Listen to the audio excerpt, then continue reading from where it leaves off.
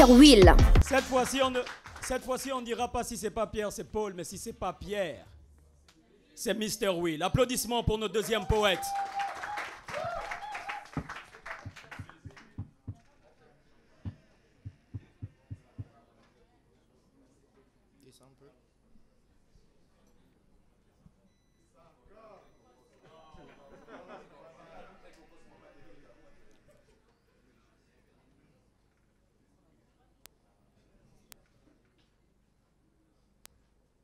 Mamina, donc moi, ta mère, je te parle, tu me tournes le dos.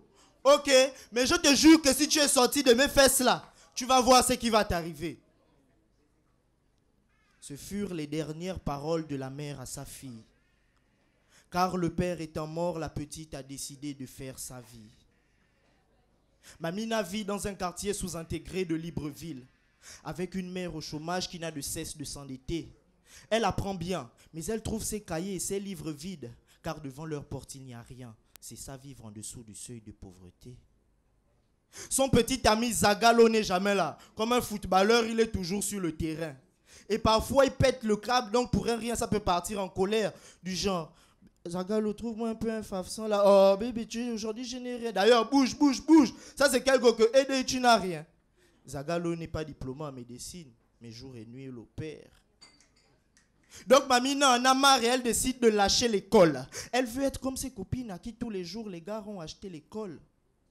Elle commence la vie du dehors. Premier vice, elle devient alcoolo. Jusqu'au jour où sa mère la trouve dans un bar. La petite est lancée dans ses choix alcoolo. Mamina, donc moi ta mère, je te cherche assise ici au bar. D'ailleurs depuis quand tu bois le vin, oh la vieille c'est quoi? On peut boire en paix. D'ailleurs depuis quand tu me suivais, c'est quoi? Ou bien c'est parce que c'est Mamina. Les conneries.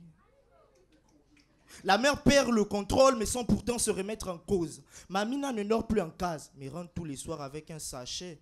Mamie, quand tu sors là, ramène-moi quelque chose. Oh, la vieille, je suis une grande fille, je sais ce que je fais. Elle est le parfait portrait partant de la petite porte. La débauche se voit sur les vêtements que la petite porte. Mini-jupe, rouge à lèvres, talons à semi-hauteur. La voilà personnage d'un triste roman dont la mère en est l'auteur. Elle enchaîne les relations. Banquier, ndos, footballeur, bijoutier, artiste, taximan, bootman et même le boutiquier. Pour elle, quoi? Le haut est là. Si tu as le gain, tu prends. On dit que le temps, c'est de l'argent. Donc, Mamina a choisi de gagner en temps.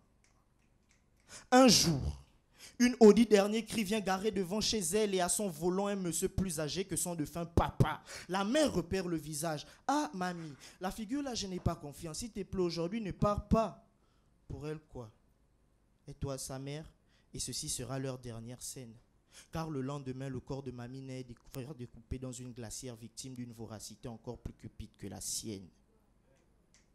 Que la pauvreté ne soit alors pas une prétendue excuse pour que des parents permettent que de leur enfant on abuse, que les jeunes fassent preuve de maturité, que de son rôle nul ne se destitue et que les parents prennent plus leurs responsabilités pour que plus jamais ce genre de crime ne se perpétue. Hommage à Mamina Ibouanga, morte un 12 avril 2017.